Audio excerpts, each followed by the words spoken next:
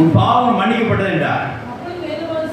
ஆமென், ஹalleluya. உன் பாவங்கள் மன்னிக்கப்பட்டதுன்னு சொல்லி இயேசு கிறிஸ்து தீமோத்தேயுக்காரனை நோக்கி சொன்னார். ஏன் பாவங்கள் மன்னிக்கப்பட்டதுன்னு சொன்னார்?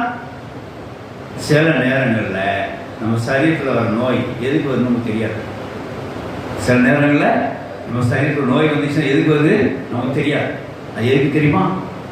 நாம் அறியாமல் செய்த பாவங்களை நாம் அறிய முடியாது வருகிறது. ஹalleluya. நாம் அறியாத செய்த பாவங்களை நாம் அறிய முடியுமையாக நமக்கு சரீரத்தில் சில நோய் வருது. அந்த நோய் என்ன நினைக்கிறீங்க? அது தண்டனை அல்ல, நம்ம உணர்த்துப்படும்படியாக கொடுக்கக்கூடிய ஒரு செயலாம்.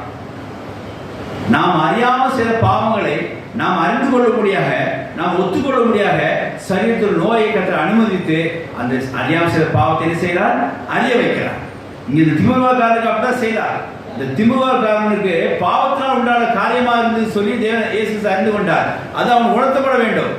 அதுக்காக என்ன செய்தார்?